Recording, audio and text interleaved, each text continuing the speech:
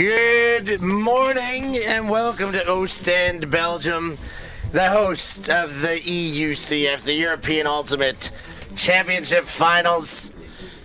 I'm Stefan Rapazzo alongside Christian Gaffney today to bring you the action from the women's division. Bronze medal game, Berlin's Jinx taking on Bologna's Sept.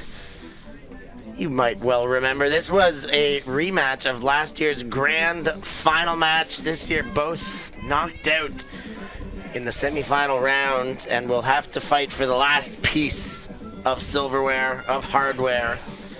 Christian, a bit of a surprise for both of these teams to be here today, but surely this fight will be left on the field for the last remaining medal. It's a big surprise. It's an unwelcome surprise for both these teams that fancied themselves title favorites. But that's what's so great about this ultimate scene here in Europe. Anyone can win the title every year. We have the two new upstarts in the finals. Groot coming out, of course, out of that mixed split. Both teams here in the Open and Women's division. And Moon Cup, who have been around for a while, but are really making a splash for themselves at this tournament. A very strong performance going into the finals. Yeah, very strong performance indeed. They went through Jinx Midnight.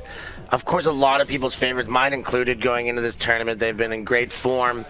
They've got some serious depth to their roster, and they got the tight upset in that one. Moon Cup got them on universe points, 15-14, in what, by all accounts, was a cracking final. A little bit of heartbreak for Jinx from it.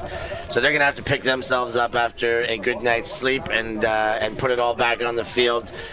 Their only loss of the tournament went undefeated. Same with Shout. They went the other way though, but that game a little more one-sided in the loss that they took, wasn't it? Yes, and I think you'd have to say that Groot, because of that big 15-9 win going into the finals against Shout, they look to be the dominant favorites in my eye. But of course, I, like you, favored Jinx to win this tournament, so we've been wrong before, and anything can happen in the finals. Christian, we've been wrong before. We have. You're right. We'll talk briefly about the good team, though, but they have been just steamrolling through the tournament. 15-1 in their quarterfinal, and it was 14-0, almost a bageling there. So look out for Groot. But for now, all eyes on field 24 here as a rematch of last year's final for one remaining medal here. It is all on the line. We've got stars on this field. Of course, Bologna has Ava Müller, one of the German imports over there. Elena Bengi, Pancotti. They're full of names that we're just so used to seeing. Defending champions themselves. Jinx. You've got Anna Gerner, Lev Kavalchak. And a very, very deep roster over there. Nikki Pri and Marlene Muller. We can go on and on about these names. They've done it all season long, won themselves a lead invite, won themselves Windmill. And now, as we said, as much as there is this bit of disappointment, this is what sport is all about. There is no worse place to finish, in my opinion, than fourth in a tournament. Absolutely. You go into the final day with championship aspirations, and if you take two losses in a row, that is as tough as things go. So this, as much as there is disappointment, you've got to be able to get past that, get yourself back up, get your team back up, and fight and leave everything on the field for the bronze medal. Absolutely. And you said this Jinx roster loaded with talent. You mentioned several of their German names, some of the old names we've heard from the German national team. But I think the story of their roster this year is the international pickups they've brought over. Maybe not pickups is the term they would want, but international players. They picked up the superstar Sarah Melvin, the old leader from the Eurostars crew. They've also got Paulina Lewandowska out of Poland, currently living in Berlin for the summer, but based in Tenerife. And, of course, Marta from Guayota, another very strong defensive player. They've got them all. Oda Holmlong there in the picture from Sweden. There are stars from all over the European continent peppering this field and readying themselves for one final battle in a bronze medal match before we get into our final production side. Game to 15, 90-minute match as per yesterday's regulations, as per tournament regulations, even though there was some change to that on Friday because of inclement, nearly biblical weather. The weather here, the nicest day so far. A bit chilly this morning, but wind is not a big factor this game. After the weekend, it's practically a non-factor after what we've been through. First pull from Bologna to Berlin. Jinx will start with the disc.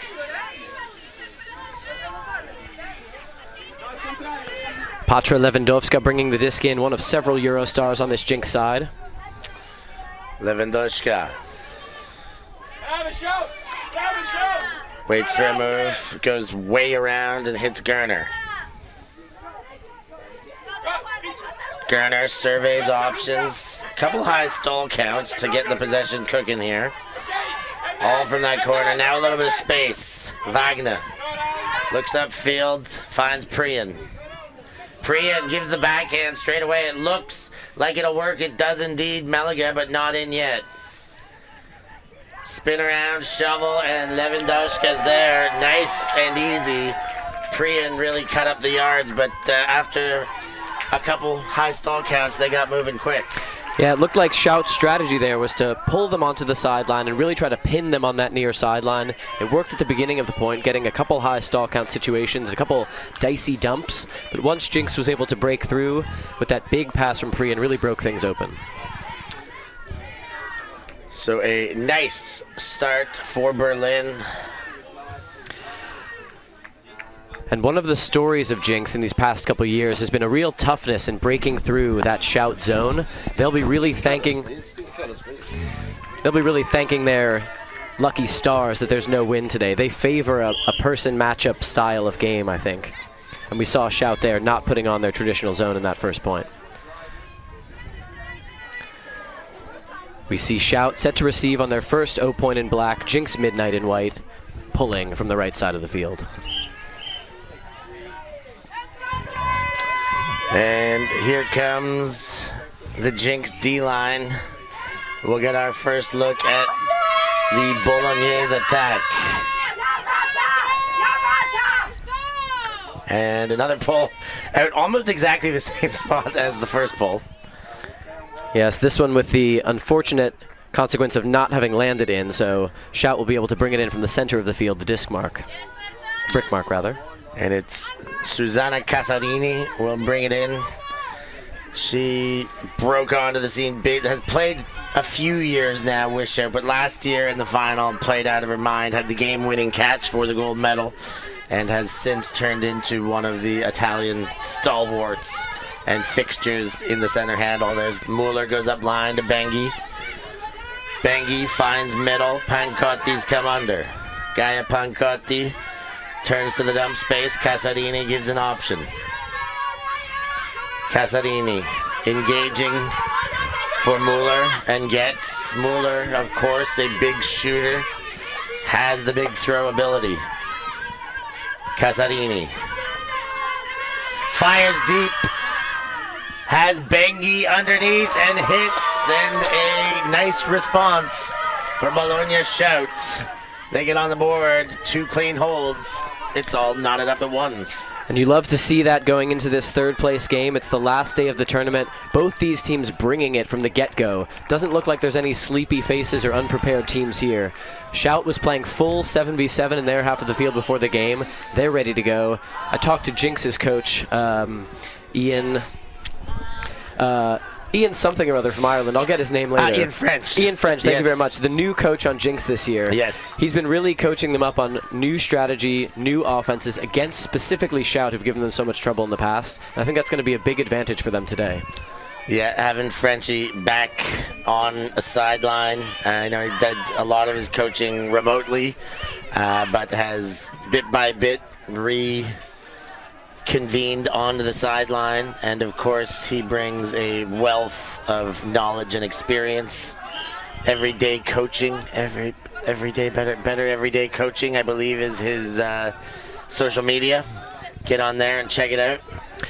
Yeah, and I was in Berlin all season. I live there, and I'm very connected to this Jinx team, and there was some concern about what would happen with a remote coaching situation. Would he be able to connect with the team? How can you explain those concepts if you're not with the team every week in and out of practice? But I think they've been extremely happy with how it's worked out, and having him in person this weekend, I've heard, has been a big boon to their success. Very exciting stuff to get Frenchie like that. Lewandowska goes for the big shot. Great find. Wagner's under it. In the middle, Melaga's come under. Big chunk. Gerner now to Lewandowska.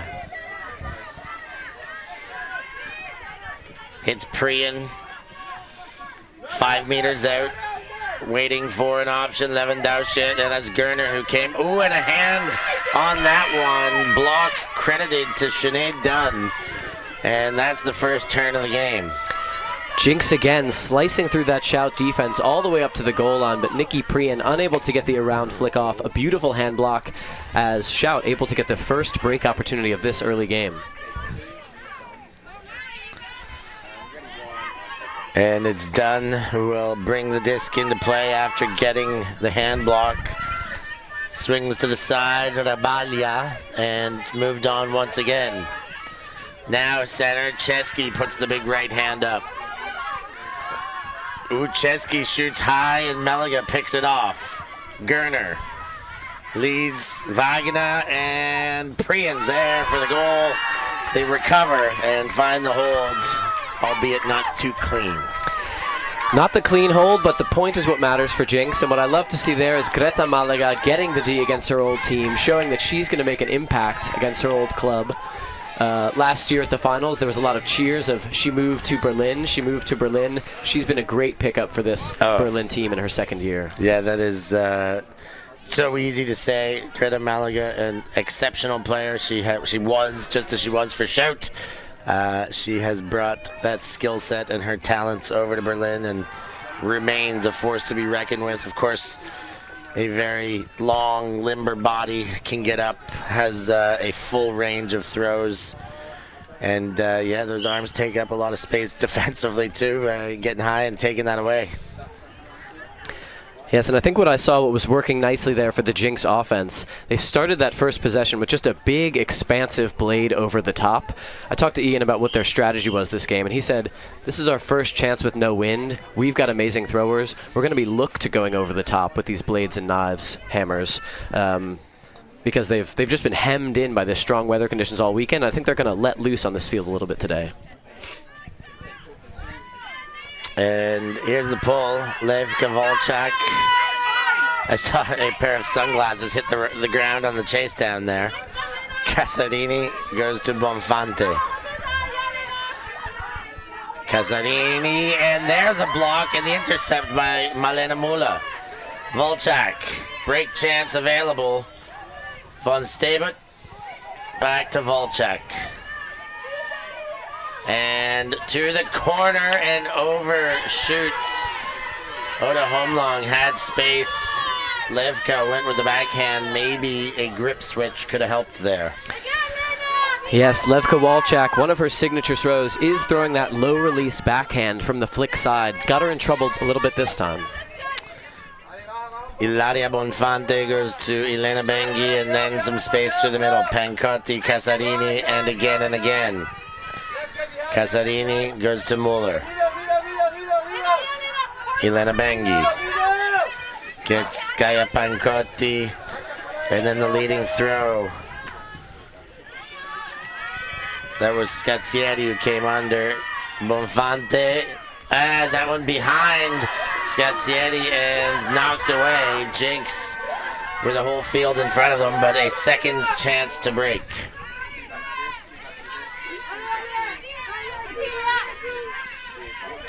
Von Stabet gets things moving to Volchak. Now Homlong and Volchak, and again. And they've got lots of space on that sideline until now. Volchak has Mula, but doesn't take it inside to Von Stabet. Now Ortiz. Von Stabet trying to dance free. Good handler defense by Casarini.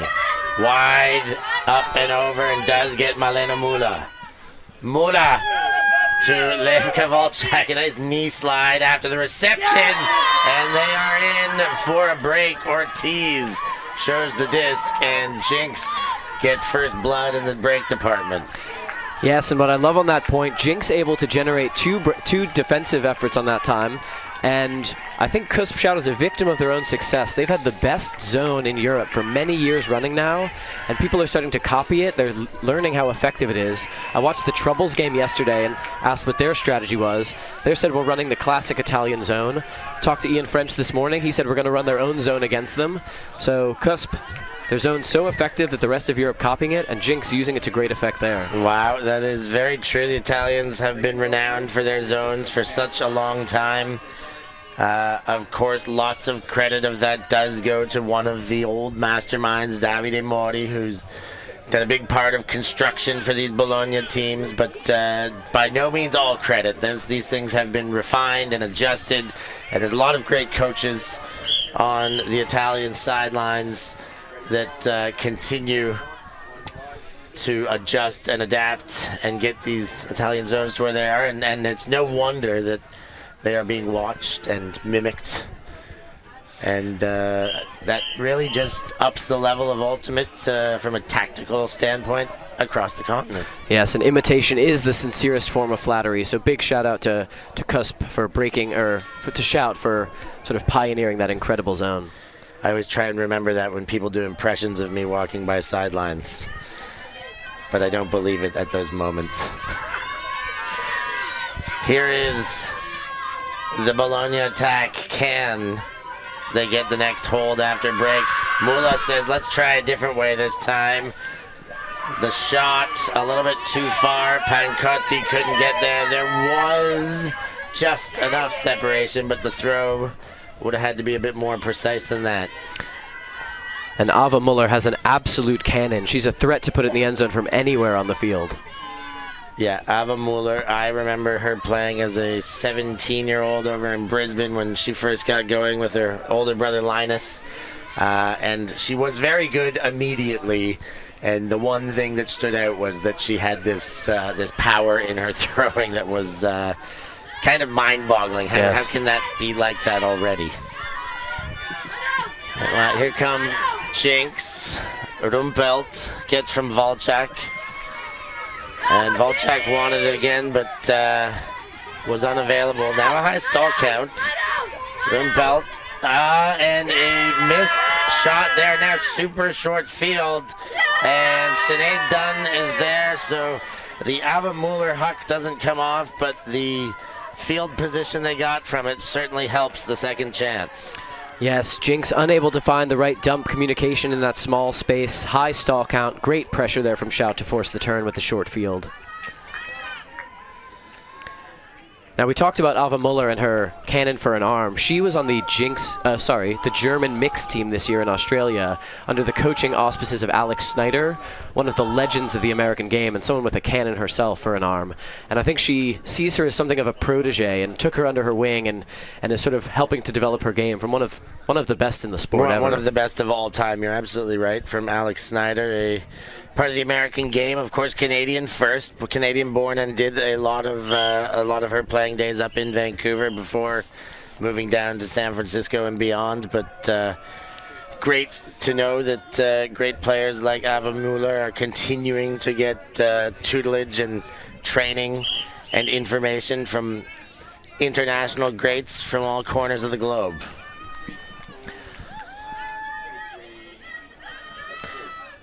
Jinx set to receive, looking to get another hold, keep this one break advantage going in the early going. Let's see if they can punch it in. Sinead Dunn sends a pull rolling out to the sidelines. The bit of sideline help to knock it down, and Garner jogs it to the spot. Kisvich. Did I say that right? Over to Lewandowska. All the way over top. Kisvich again. Motions. The backhand does fake the scuba and then gave the scuba to Meliga. Now fires corner to corner. Melvin the target, but not able to get over top of Capello.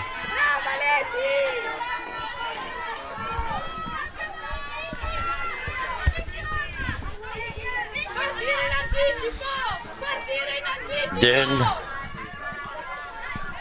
picks up, and Baroni in her own end zone Hits the corner. Sinead Dunn. Leads out of the end zone.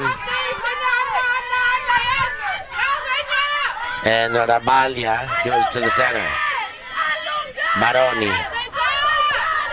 And the Rabalia exchange.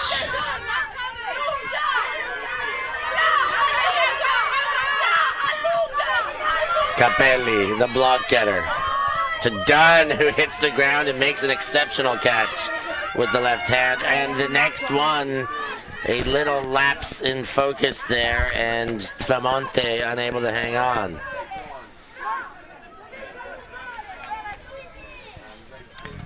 Looks like there was a call on something perhaps before the pass. I've seen the signal for turnover made, so it looks like Jinx going back the other way. It was a retracted travel call after the turn. Gerner on the pickup. Over to Lewandowska. Fires deep. Hits Wagner. Malaga open immediately. Good cover up by Sept to prevent the quick goal. Gerner leads, hits. There's Wagner. A bit of patience pays off. And Jinx go up 4-2. Yeah, it was looking a bit hairy there for Jinx. The Italians were cutting through their defense, doing really well, but the unfortunate drop gives Jinx the second chance, and they turn around and march it in. One thing I'm seeing from this Shout defense in the early going is they're putting a ton of pressure on the resets in the reset space. We saw that on the first point, we saw the turnover in the last point, and I really like what they're doing there. A lot of teams in this sort of latest meta of the game are sagging off the lanes, really trying to stop pull plays, but I like sometimes when they really clamp down on those dumps just to apply high pressure. High pressure on the dumps. I've always loved the kind of handler defense tightening. You know, unless you're in a zone, I think those should be what's covered up the most, take away the easiest things. Of course, every condition changes, depends who you're playing and what weather. You know, downwind, upwind, and sometimes I say don't even bother with the dumps. Let them throw, you know, if they want to throw passes, let them have something for free that's easy where there's more mistakes available. But otherwise, I'm with you.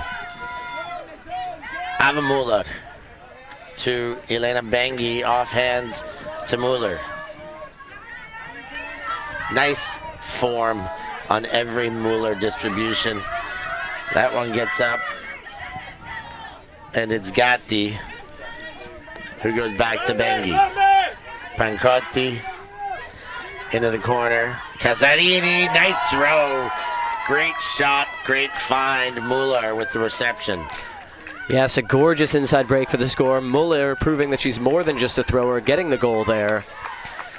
Jinx opting to come down in that Italian zone once again, but in these no-wind conditions, the Italians just slicing right through it this time.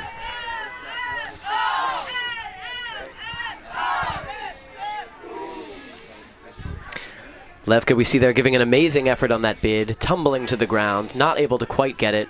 I'm sure we'll see her hit the deck a few more times this game. She's quite the Energizer bunny on the field, wouldn't you say? Oh, yeah. I think the first time I ever saw Levka play was 2018 EUCF when she was playing with Seagulls on grass. And I think I called her a spark plug back then, and I don't think she's lost one bit of her spark. She's involves herself in as many touches as possible, moves well around the disc, and throws her body around, turns herself into tumbleweed without any second thought about it. Yes, and her energy extends outside the sport of ultimate. She's playing spike ball. She's considering playing flag football so she could play in the next Olympics. She is unstoppable on and off the field. Yeah, I would not put much past her. Of course, we all remember Windmill, her double championship. Playing every single time slot of the tournament. That is mind-blowing. Yeah, she racks up championships everywhere she goes. Currently the defending national champion for America with Brute Squad. And, of course, won German championships just last weekend with Jinx. Yeah, and she'll be back in the U.S. defending this year, as far as I know. With Brute Squad again. There will be at least one other European player with her this time along, as Floor Coularts from Grit is on the Brute Squad roster as well. There was a third, Christina Slusta, her super team teammate, but Slusta's end of windmill injury prevented her from joining, and she might wait till next year. Melvin. Lewandowska goes to Gerner. Gerner takes it high with 2 hands, then fires to the corner, hits. It's Wagner. Is she straddling? No, she is. Well, she's wondering the same thing I am. What do you think, everyone? 1 foot in, 1 foot out. Is this a straddle? Am I in? Looked to be the most sort of half-hearted of goal, hands over the head raised. Bit of unsurety on both sides, I'd say. We're going to get our... I would say no. I mean, that's not the perfect angle, but it looks like that toe's on chalk. And as such, that's a no. Playing on. Back, Lewandowska.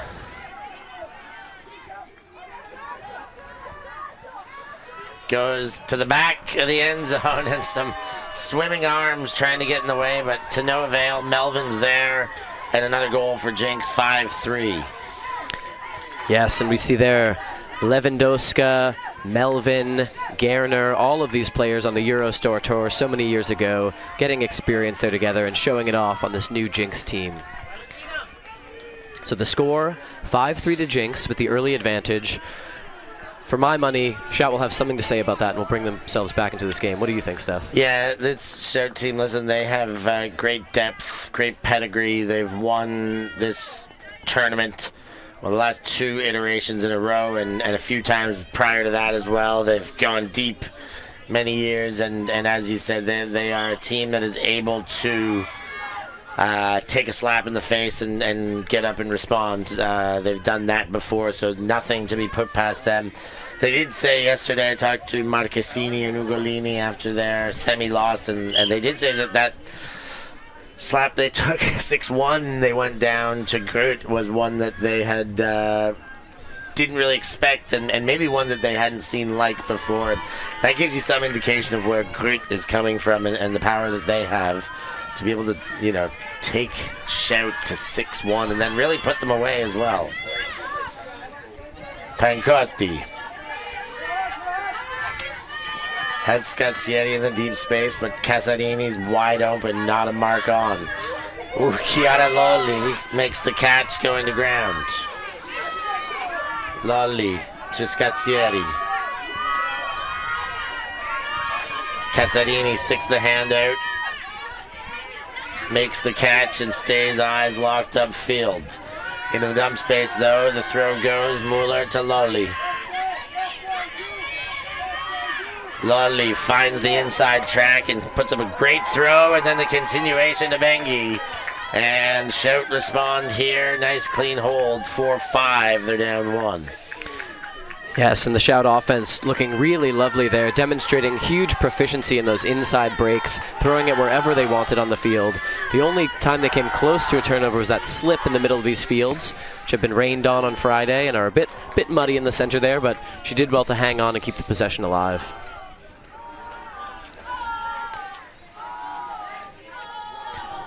Now, for some of you watching at home, you might wonder why Jinx has tacked on this extra name Midnight onto their team name. I am wondering that. I think I was told, but it has eluded me. Please enlighten us, Christian. So last year the squad was pretty big. They had a really big squad in Berlin, and it felt like there was a difference in ambitions between some of the players. Some of them wanted a more sort of inclusive community team at the expense of maybe top-level performance and talent.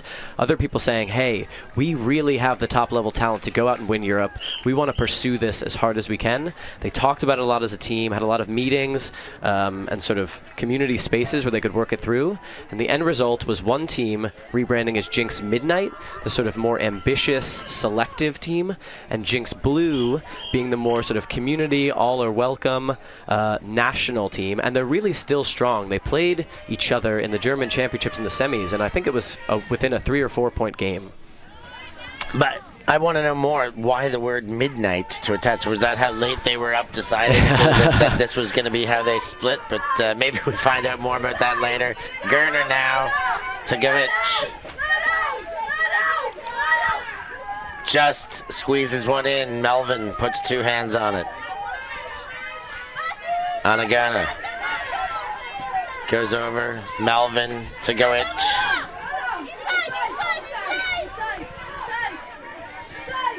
Back in the dump space. Gerner leads the backhand. Melvin gets the hand on it. Melvin to Gerner. And Melvin again. Leading throw. Anna Gerner. Goes the hammer. Great throw, Anna Gerner. Beautiful hammer. Lewandowski right under it. Just had to stay put and close the hands. And I think Anna Gerner has been doing it so well for so long that sometimes we forget what an incredible talent she is. She makes it look so easy, but that's a half-field hammer over the top against this strong shout defense. She's an incredible thrower and shows it right there.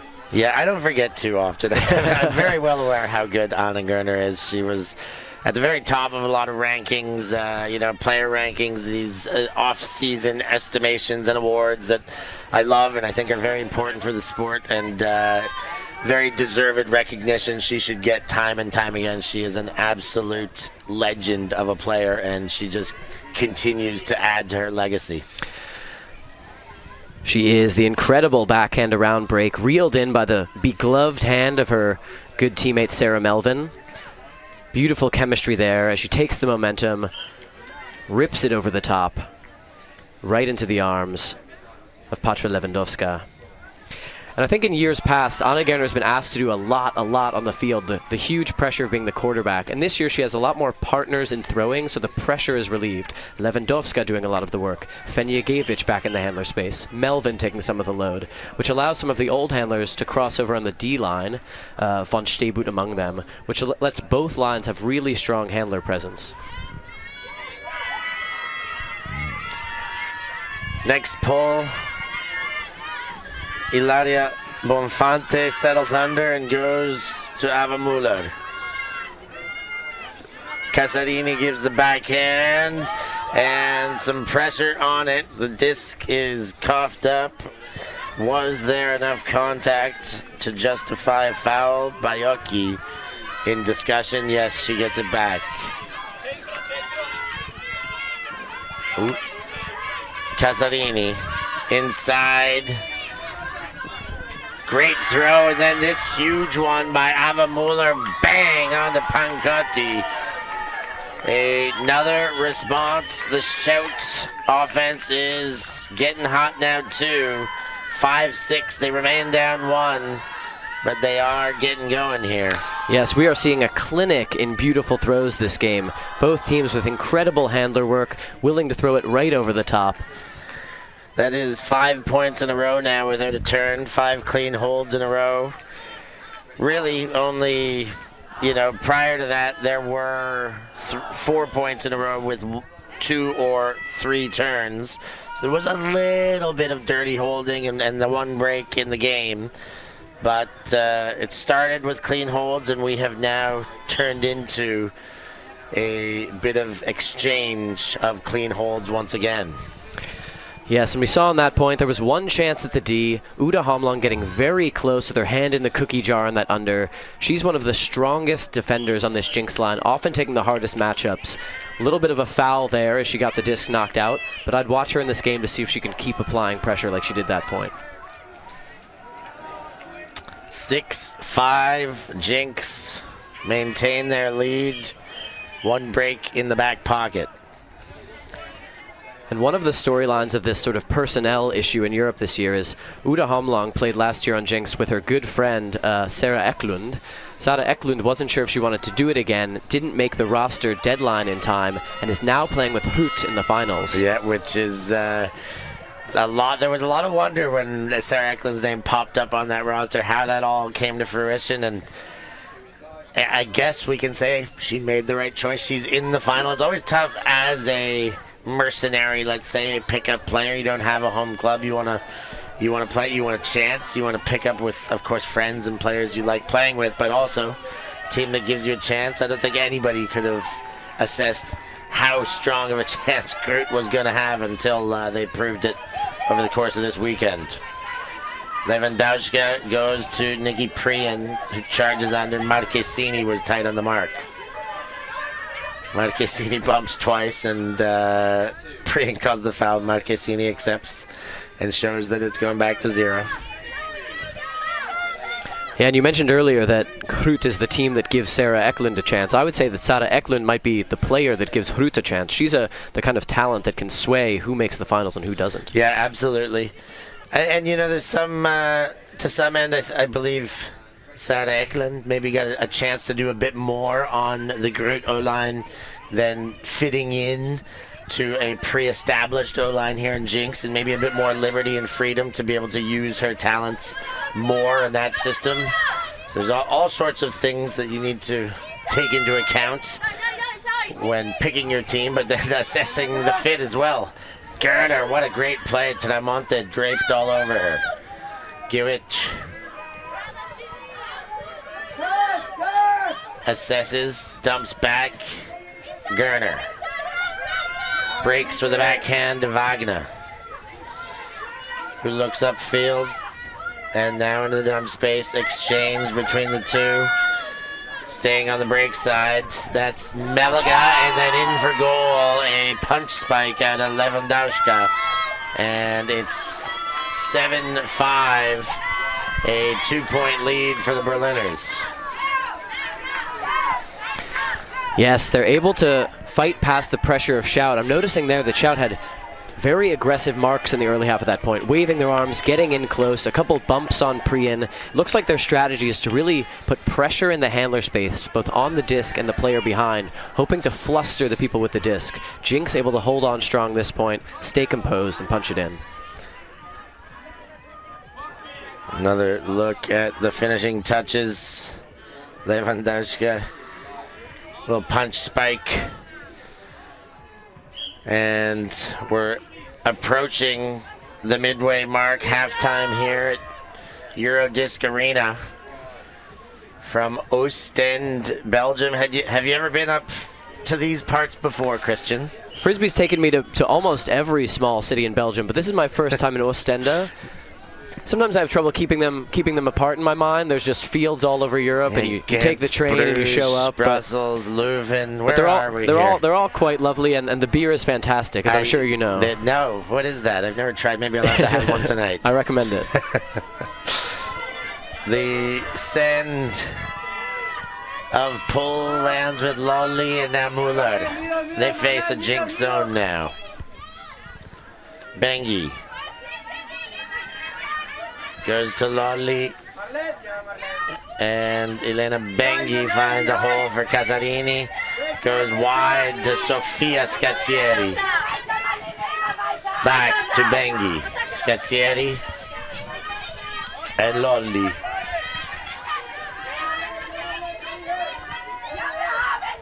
Pancotti leads in. Casarini to Lolly.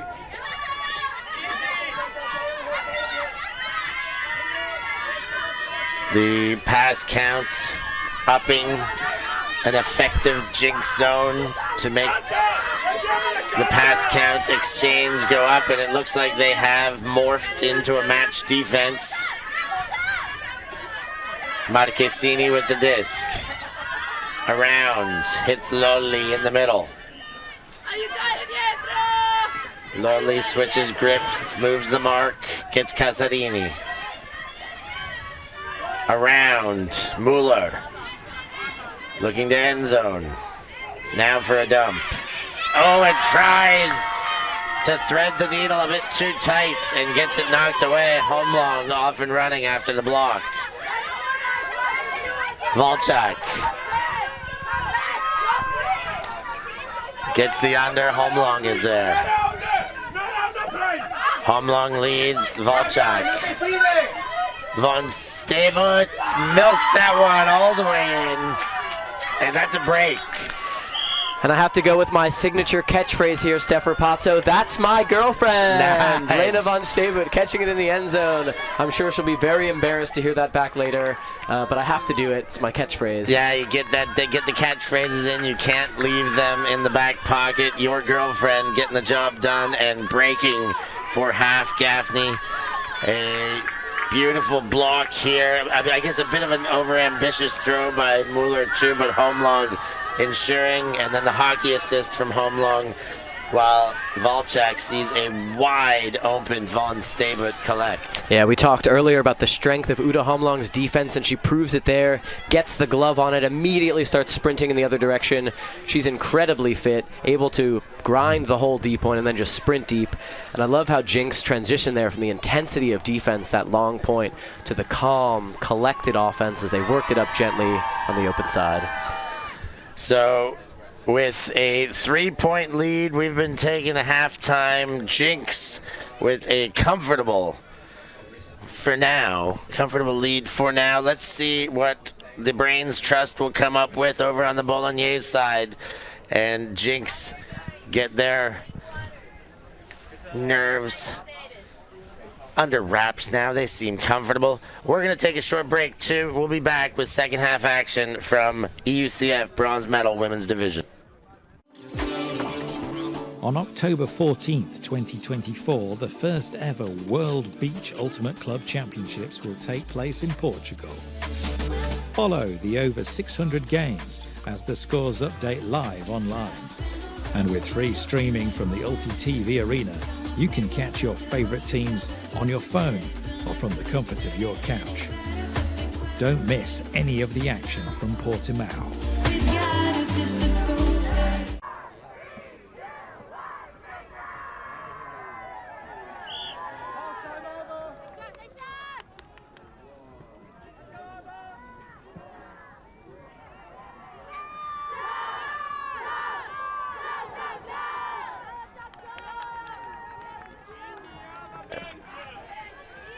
It's halftime here. We'll take a look at our match stats brought to you by Force Ultimate. The 8-5 lead. Anything that jumps out from these stats? Pretty self-explanatory and a mostly tidy game. I've been very impressed with the just cleanliness of both offenses. The turns here low, the break chances low, the breaks low. It's been such a messy, windy, swirly week that I think it's hard for teams to adjust when the weather gets calm again. But both these teams, so professional, so well coached, really turning on their calm, collected offense and possessing the disc as best they can. Yeah, I mean, it's a bit of a double up in two categories, really. The break chances, 4-2, and as such, 2-0 in the breaks department. BFD 0-for, as you might put it, 0-for-2. So they have had less chances, and you know, it doesn't matter if you have less chances if you can make more of those chances, but they have not been able to make anything of those two chances. That's what they'll need to rectify to put themselves back in this one for the second half. Still, I would not for a second count them out. They're the kind of team that can make a comeback in a split second. You're absolutely right. Anything can happen at any given moment with these Bolognese ladies. Ava Muller fires. Tramonte goes high, and Von Stabut intercepts. Volchak looks upfield. Holmlong all alone on the far side. Holmlong to Von Stabut. Goes back. Volchak turns and hits Von Stabut alone in the middle of the field again. Volchak around with that backhand. Very difficult to guess or assess what throw will come out of Volchak. The amount of release points she has. Mueller, Volchak fires. Ortiz and the Jinx Midnight Berliner unit open the second half with a big break and stretch this thing out 9-5. What a way to make a living.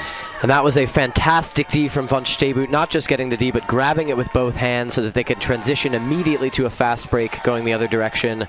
Von Stabut has been an O-liner in the past, notably last year where she won the European Championships with the German women's team, but she got switched to the D-line on this Jinx season with the influx of talent. I think she's embraced the role, showing there that she can make her mark on defense, moving it really nicely with the handler Muller, and Levka, of course, with those beautiful break throws to Ortiz for the break.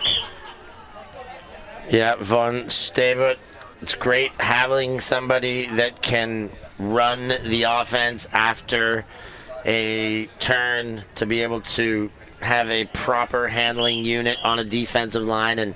And geez, with von Stebert, Levka, and Marlene Muller there, they really do have a dream handling unit that most teams would take as their O-line handler set. A nice luxury for Berlin to be able to roll those three through on the D-line. And we see their depth continues. They throw out another D-line here, even more handlers to work with. Rosa Herkens of the Herkens dynasty, a great thrower, and Sophie Rumpelt, formerly of Freiburg, also great in the handler space. So Bologna with their work cut out for them even more so after that break. Bonfante throws high, Bengi collects. Continue again. Sarti and then sent. Hanging Pancotti can't get there. And Jinx will set those handlers up and look upfield. Can they break again? And I love how well they're using their depth so far. Their whole team getting involved here. We saw heavy pressure there from Lonnie Jasper. We're seeing the second D-line come out, ready to get that break back to back. Let's see if they can punch it in.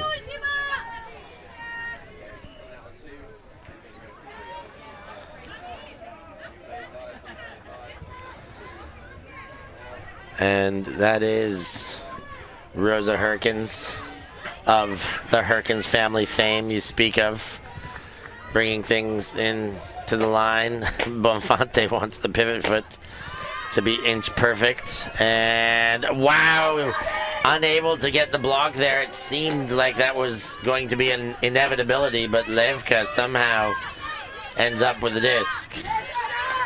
Centered. That time to Schrempf, and now Jasper.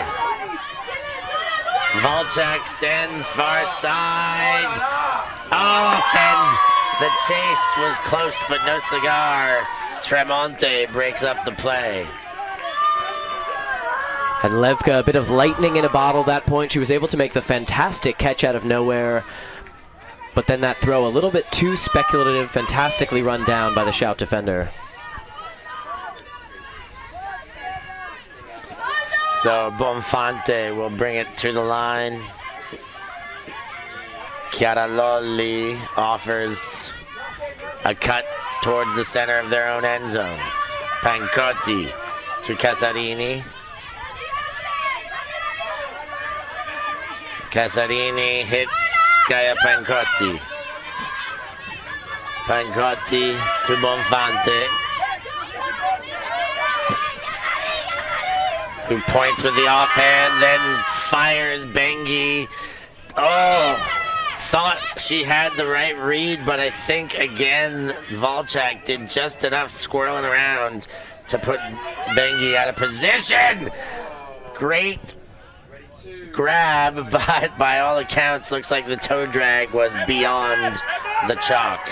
Yes, fantastic bid from Herkens there. Keeps the toes down, but just not able to bring it in. Ooh, and that one almost cut Casarini's head off and ends up as a turnover. Rumpelt and Jinx off the other way once again. Schrempf gives the backhand. Herkens fires. That one looks like trouble to Bologna's defenders in front. Bengi missed, but Pancotti there as the backup plan. Bengi shows some exasperation in the body language. The shot for goal is going to work. Pancotti under it, and Shout find a way to get into the end zone. It's 6-9 now. Berlin still lead. Yes, and that was our most adventurous point to date, I would say. A lot of turns on both sides. Interesting ideas run down by the defense. Shout able to find their composure in the last minutes and get the score. But I like the pressure that's applied from that second Jinx D-line in a row. They got the break, and they're able to make that O-line work for a really long time, running defense twice. That'll make those holds in the future a bit harder as their legs get more weary on this last day of the tournament. We see after this replay, we saw during that point in the back left corner of the end zone, the Tiefsee Taucher from Germany supporting this German side. They'll be playing the mixed finals later today against Deep Space in what should be a barn burner. Tiefsee Taucher, the favorites coming into this tournament, looking to get their first ever gold in their first ever season as a mixed team together. Yeah, great potential. Deep Space will, of course, be throwing everything in the way, defending champions. They know how to do it.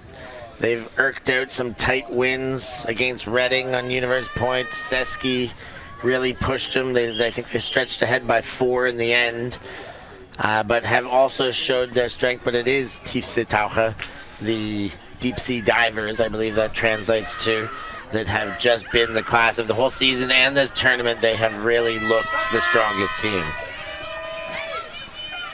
But now is when the pressure's on, Christian. Sunday victories are the toughest ones to formulate. Lewandowski sends deep. Melvin will not be able to get there. Looked like potentially a set play coming off that was sniffed out by the Shout defense. They had 2 defenders running alongside her, almost like an airplane escort as the disc landed in the end zone.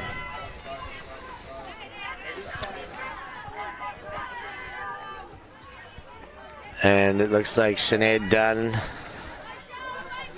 will go to the disc. Indeed, Priyan waiting on the mark. Inside, Rabaglia hangs it up, almost enough time to have a defensive pressuring, but it doesn't get there. Marchesini goes into the knee slide. Now Mascelani. And back again to Marchesini. Marcellani leads, tight pressure, but Sorrenti is there. Rabaglia to Marchesini. Marchesini to Rabaglia. Marchesini goes to Mascelani. Low throw and enough chance there. Lewandowski throws the body and Baroni wonders, was it a strip? Was it a foul? What's the call here? And bodies obscuring the play, unable to really see what happened from that angle. A fantastic defensive effort by Lewandowski either way, whatever the result of this play. We haven't been able to see very clearly the result of this because of the crossing bodies. It looks like Lewandowski is happy enough to retract, and it will stay with Baroni. Baroni does a full 360 pivot, then gets done. Dunn stretches out and then goes to Rabaglia. Marchesini motions for the pick, some congestion in the end zone.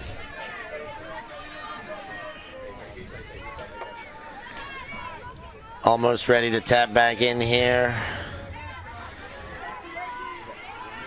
And we're back in play. Marchesini goes to Rabaglia and back again. Done. To Marchesini. Inside lane, Sorrenti makes a sticky-handed catch and then goes with the curveball. Hits in the back of the end zone. That one goes to Capello, and the Italians get their first break of the game. And sticky hands indeed. That was a fast inside, able to grab it with 2 hands and throw the score right after. I thought that one was going to be a very tough catch. Wow, and a beautiful grab there. Francesca Sorrenti had some injuries, a major injury last year, and has been fighting to get back in form. Did feature on the Italian mixed team, but was used with some limitation. That was not a full recovery. She's getting stronger and stronger as she goes, and playing more and more points and more tournaments once again, which is great because she was at the very top of her game last year at EUCF prior to the injury. So a timeout taken. This one by Shout. after they break. I guess they want to keep some of those same names out there, bring a bit more as they chase this Jinx lead. But for now, Jinx in the lead. It's Shout 7, Jinx 9. We're going.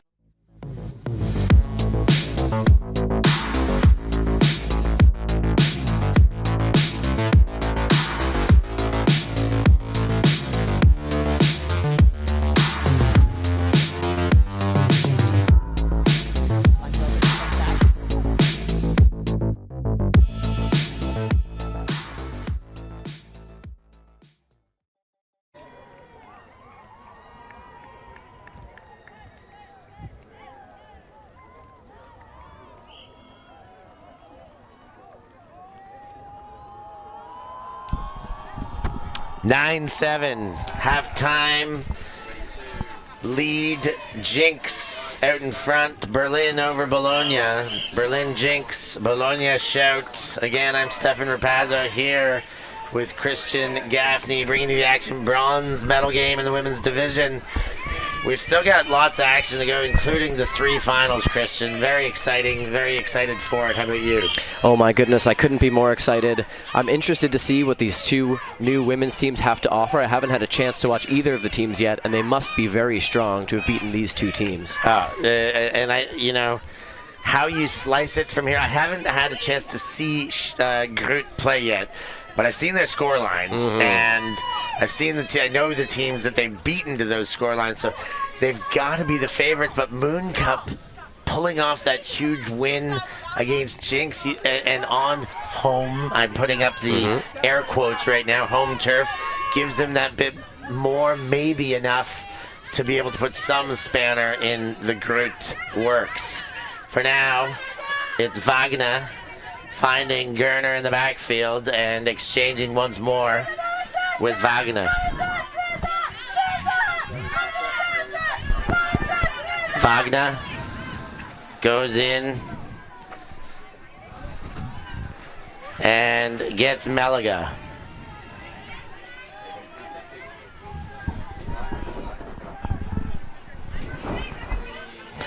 We've got a stoppage here. I'm not exactly clear what it is, but it is between Pancotti and Meliga.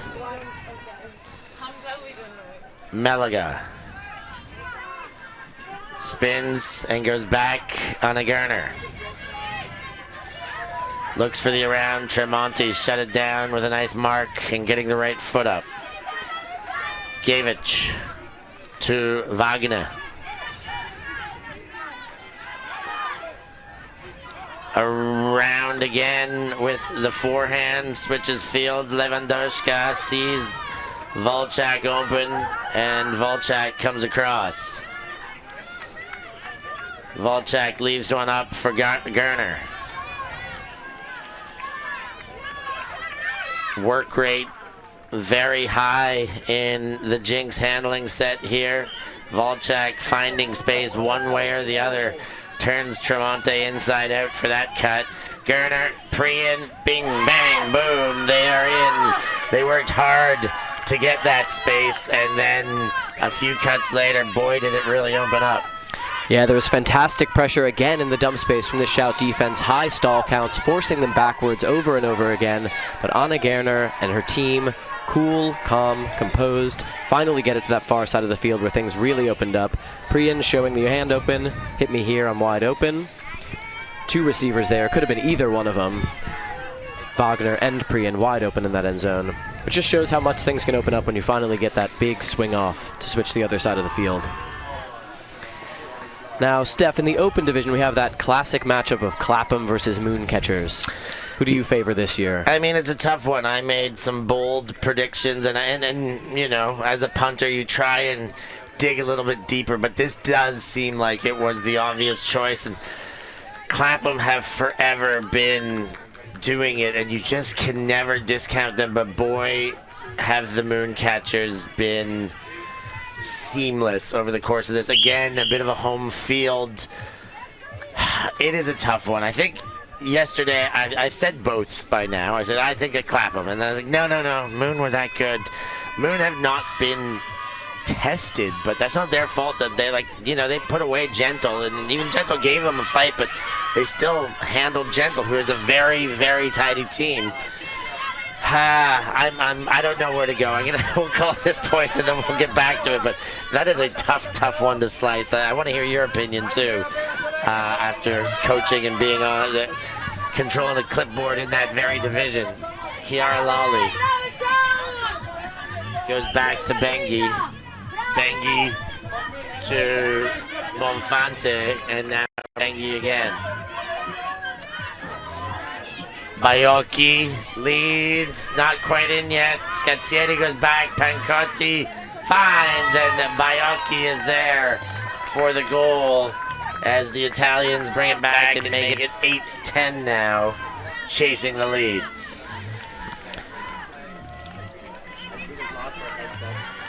Yes, and Pancotti having a fantastic game so far. That's her she has 2 goals and 1 assist so far. Big shout out to our stat keepers, keeping the stats for this tournament. Everything has been fantastically run. We've got a great camera crew here, great tech crew, great stats, updating immediately. It's a well-oiled machine here at EUCF, isn't it, Steph? Oh, it certainly is. Everything always on point, coming from the Ulti TV production room here.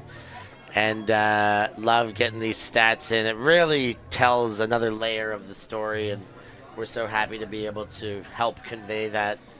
But yet, going back, let's talk a little bit about these championship games. I guess if I gotta take a pick here, and I think I'm going to take Clapham to win the fight. But that's it. Bologna, we were talking about it this morning, is basically getting hit with the loser stick, is what we said. Mm-hmm. Bologna has taken so much out of the team that has lost the final the last 2 years. They did it again yesterday. Bologna was 1 point away and fought Clapham very hard. Moon got through theirs easier, but they got through theirs later. So 2 hours, I don't know if it's as big of a factor this time, but I will say it. I'm taking Clapham, and we're going back here. We'll talk a bit more about the women's and mixed final as we go. Gavich leads up line, Lewandowska. Goes all the way around. Gavich goes wide out of girder, but it bounces off the hand. She throws the body as we expect, this time unable to collect. Marchesini leads to Mascelani. Now Tremonte.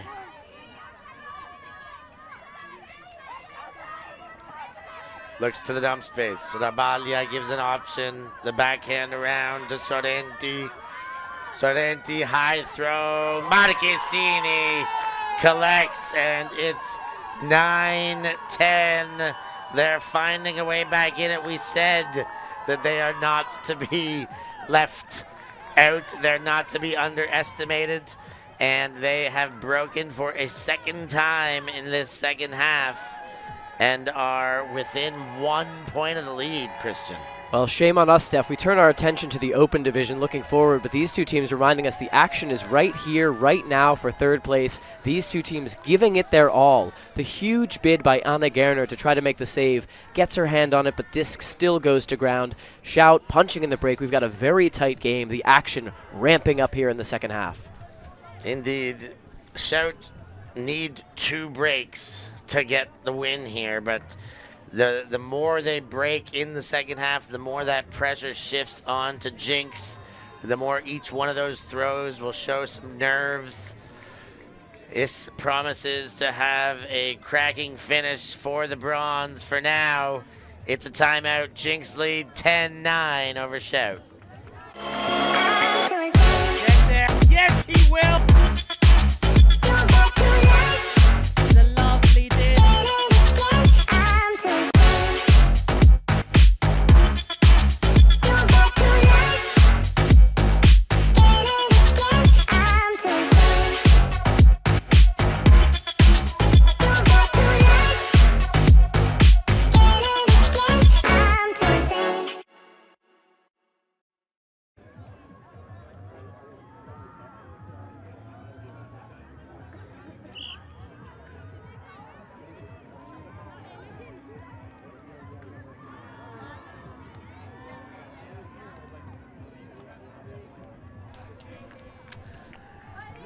10-9, Jinx up by a single. Shout with 2 breaks in the second half. They are finding a way, any which way, to get back in this, knowing that there is only 1 medal available for either of these 2 teams. The consolation that comes in the final is a silver medal. That one not available here. 4th place, as mentioned, one of the toughest places to finish in a tournament. Yes, I like what I'm seeing here from Jinx. They look loose. Greta Malaga dancing on the line as we hear some light techno beats in the background. You have to wonder if Wall City's nearby. The Jinx offense starting here. It's always the speculation when there's sideline techno, is one of these Berlin teams is near enough. Volchak gets from Wagner. Leads over to Lewandowska.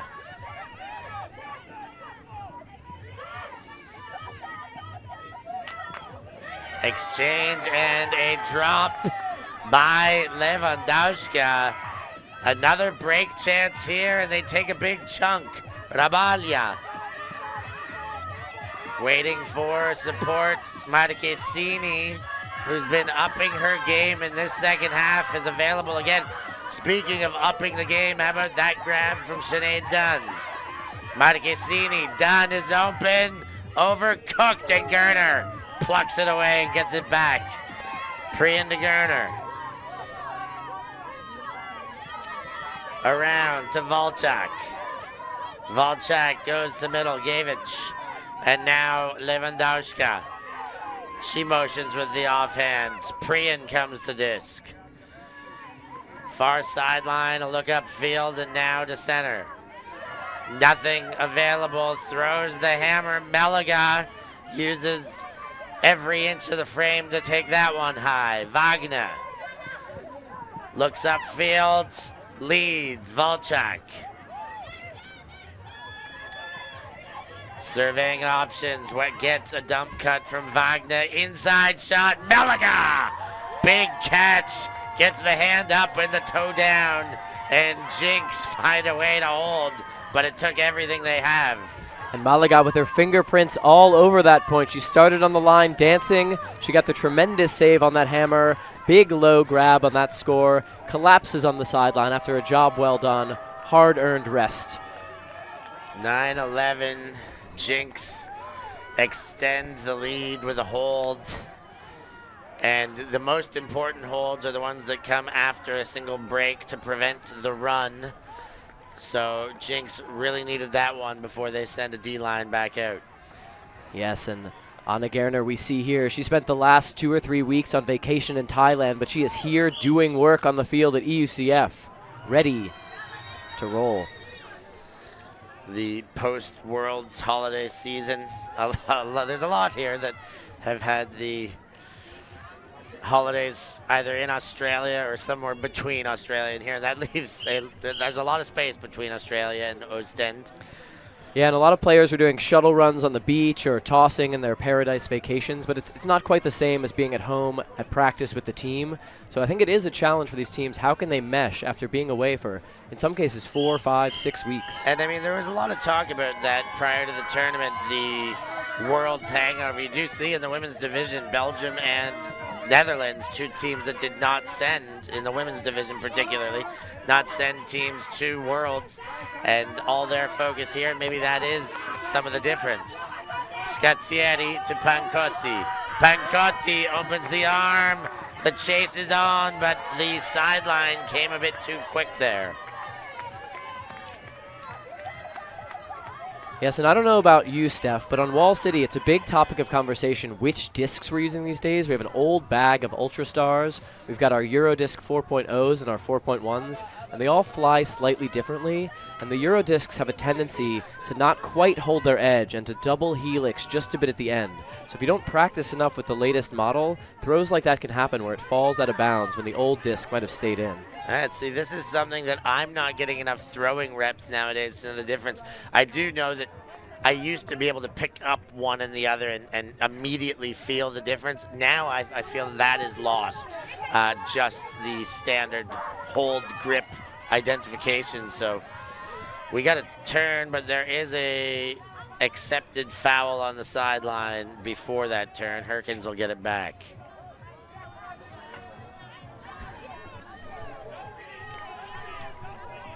Rosa Herkins, sister of Paul Herkins, the up-and-coming star on Wall City. Both of these two young talents who have a lot to show. They'll be stalwarts of the German scene for the next 10 years, no doubt.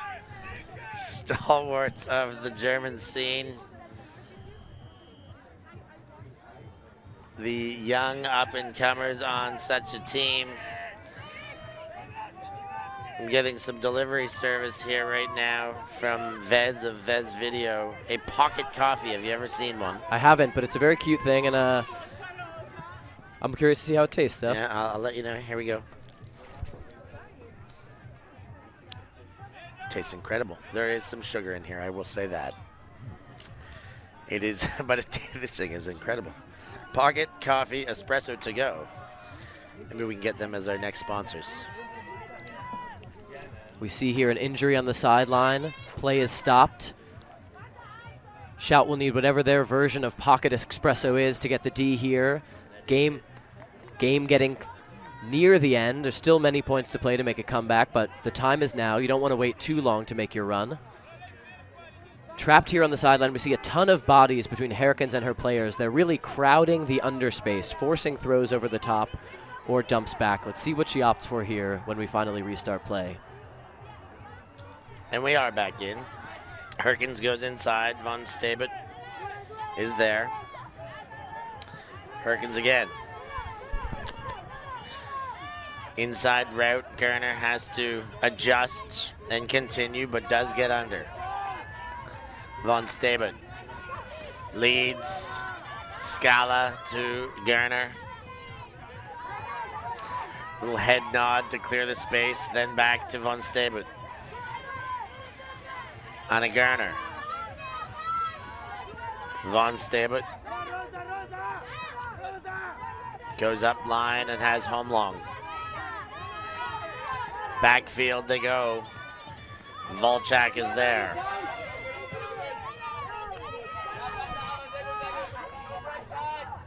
Gerner on the reset, and then Scala. Scala goes for the gainer and gets a big one. Then Volchak fires. Malena Mula collects the goal. 12 on the board. Jinx extend. They're 3 away from victory. And a very nice point there from the lefty Marlene Muller. She's usually found in the backspace doing work with her crafty inside and around lefty breaks. Those lefties so hard to stop.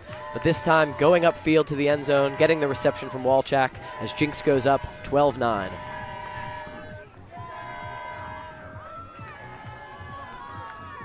And that is a gorgeous rip from Levka. You know what? I think she underrates the quality and power of her flick. She opts so often to throw those backhands on the flick side, but whenever she busts out that flick, it's an incredible weapon. It is. I mean, she may underrate it, but let's not understate how good her backhand is, of course, as well. And when she has that kind of weapon, maybe it's a little bit easier to opt for from time to time, but she should never discredit what she's able to do with the forehand, as she just showed us and the world there with the upline zap hitting Malena Mula.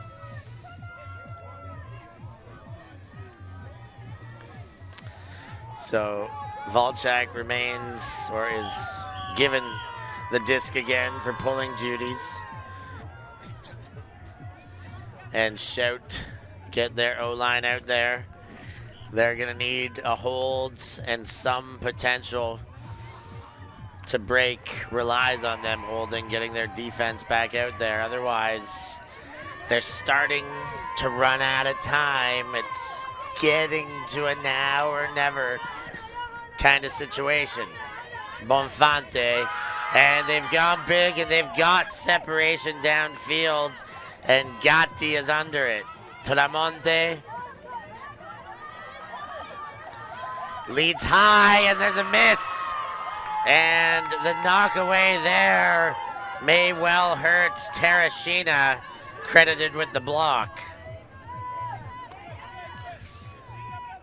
Underneath. And The miss there gives Shout a short field. Bonfante.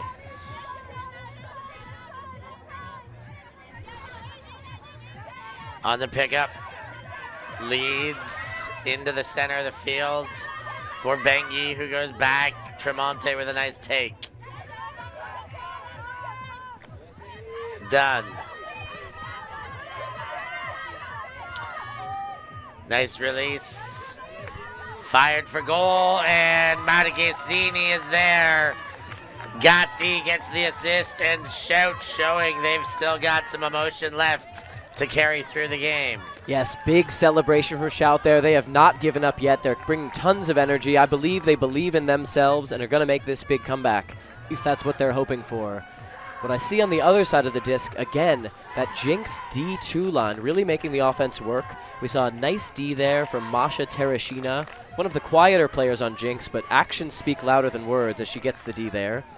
And again, the likes of Lani Jasper, Marie Muckstein adding pressure. The Jinx talent really is deep this year. Yeah, adding pressure of their own and giving the legs on the D1 line a little bit of a rest, a little bit of a breather, making sure they are ready to give everything they've got for the end of this game too. As we know, it's still so much hanging in the balance, so much pressure to close out a game at this level. Now we saw there on the stream the old veteran Anna Chesky walking off the field.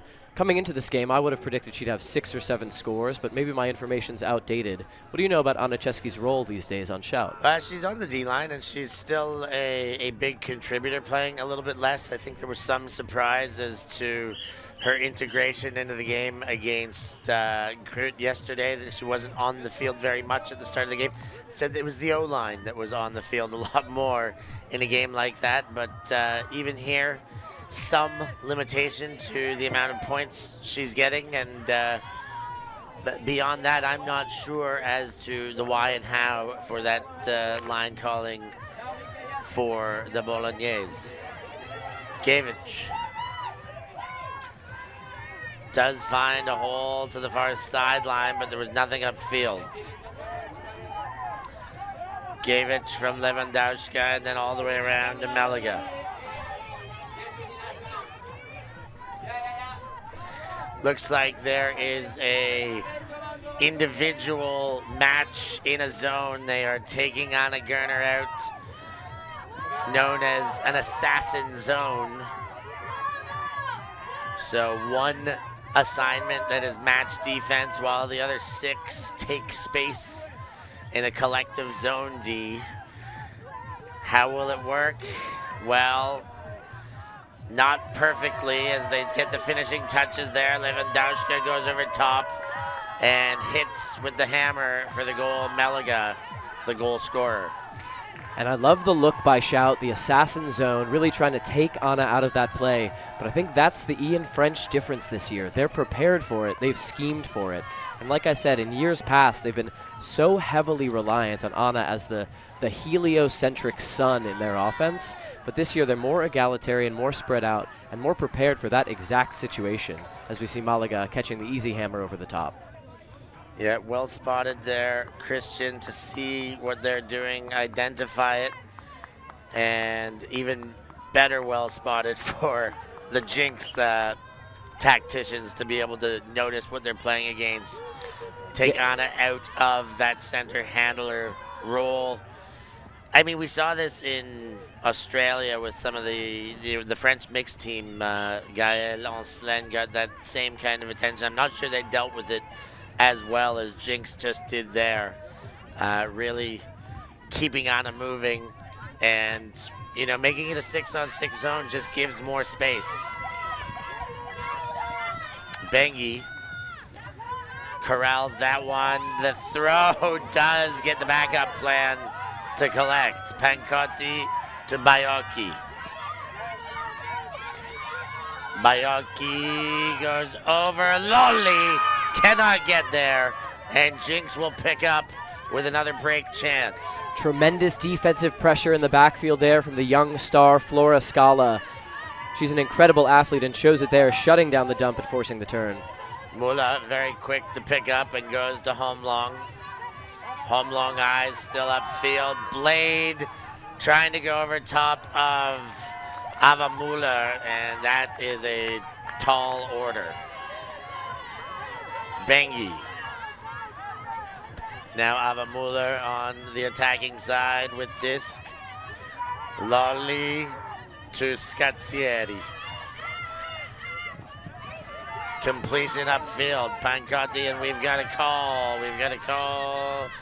They're continuing to play, but they have now realized, and that disc will get sent back.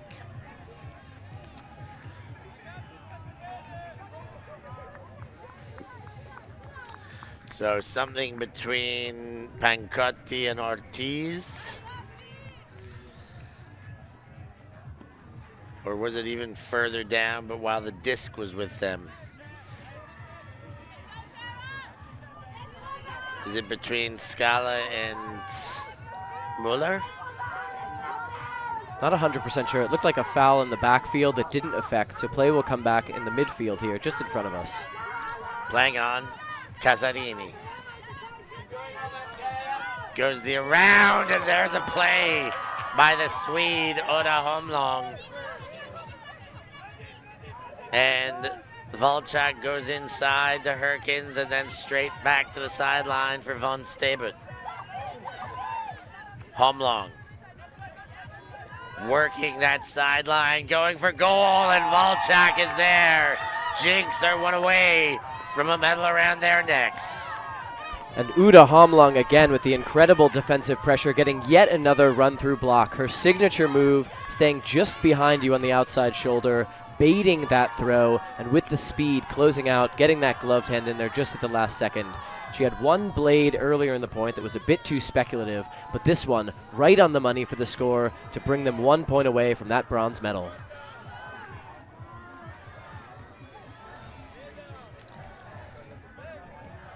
Here's another look, the aerial views, all the angles coming at you from Eurodisc Arena, bronze medal game, top of the morning on finals day. Yes, and Shout with their backs against the wall. They'll start with an offensive point, and if they're able to punch it in, they will need several breaks in a row. I've seen it happen before, but it is an uphill battle. Yet they have their backs firmly against the wall here. It is never over. Like a game of tennis, you've got to get the final point to finish off the opponent, and that does get trickier. Any momentum in the late game against that makes it all that much harder to do. If Bologna can get going after this hold, they could make Jinx sweat, but right now, everything points to Jinx being able to get this done. Bonfante with a miss, and maybe Jinx can get it done now. They've got the opportunity. Von Stabet over the disc. And the D-line gets cooking. Rumpelt gives a cut. Wants Von Stabet and gets. Slow to develop, but does develop indeed. Schrempf. Von Stabet, they are going backwards, our Jinx. Now a big throw for meters, and it is Volchak open. Volchak for the win. Lottie Jasper's under it, and Berlin's Jinx take home the first medal of the weekend. Bronze medalists in the women's division. Congratulations to Berlin's Jinx Midnight. They storm the field after such a disappointing loss yesterday. They had high hopes for the gold medal this year, but I'm proud of their resolve. They really came back, collected themselves, and fought hard for this bronze medal and showed that they were the stronger team this morning. A really strong performance by Jinx. Shout unable to get that offense cooking on the last possession specifically. A bit of a microcosm of some of their difficulties through the game. Provided a bit of a gift. The conversion attack had to go backwards for many passes in a row before Von Stabet found Levka Volchak in the corner. And from there, it was one throw away. Jasper with the game-winning goal, but how about that stat package for Volchak? 5 assists, with a block and a goal and one sole turnover in the game. Another glorious performance by the young superstar Lev Kovalchuk. And let's give our props to Shout. They played a fantastic game as well. It's always hard when you get knocked out to come back with that resolve. They showed us a strong early start. Jinx had the tactical advantage, a few errors on Shout's side, but they are a strong team, and I would look for them to come back next year, recollected, and make another run at that title. It's crazy when you look down the women's division how interesting and strong it got this year. Of course, these two teams fighting for a gold last year and now have to fight for a bronze. You look a little further down, Yaka, the number 1 seed, perennial semifinalists, fall all the way down to 11th at the end of this tournament. East Block had some championship potential. 3SB in the lower half of the bracket. Teams that have performed, again, perennially and have been found ways to work the new ranking system. It's great to see this kind of depth in the women's division, and boy oh boy do I look forward to this women's final coming up at the end of today. It will be a fantastic final piece to our series of championship games. Yeah, stay tuned for all 3 finals games. All should be fantastic matchups. I'm looking forward to all of them. It's been a beautiful day. Thank you for the opportunity to comment with you, Steph. You're a legend. It's been a great time. Oh, stop it, Gaffney. It's been our absolute pleasure to have you in the booth over the course of the weekend, finding little bits and pieces of time off away from the clipboard. We'll take what we can get from Christian Gaffney, and we hope that we can hear more from him. Thank you for joining us. Thank you from our whole team as you have a small look at our setup here. We have one last look at our match stats. The break chances at the end.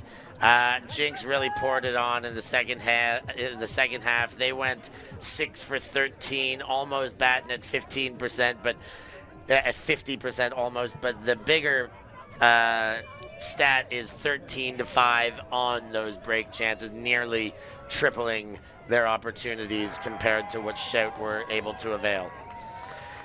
And so with that in the books, our final look at those stats, we will move the day forward and move ourselves towards the start of the championship games. It's going to start in the mixed division. Tifse Tauha taking on Deep Space is the first of those 3. Thank you again. Back to you at home. Lots of love from Multi TV and this broadcast from EUF. For Christian Gaffney, I've been Stefan Rapazzo. Thanks for joining us. We'll catch you next time.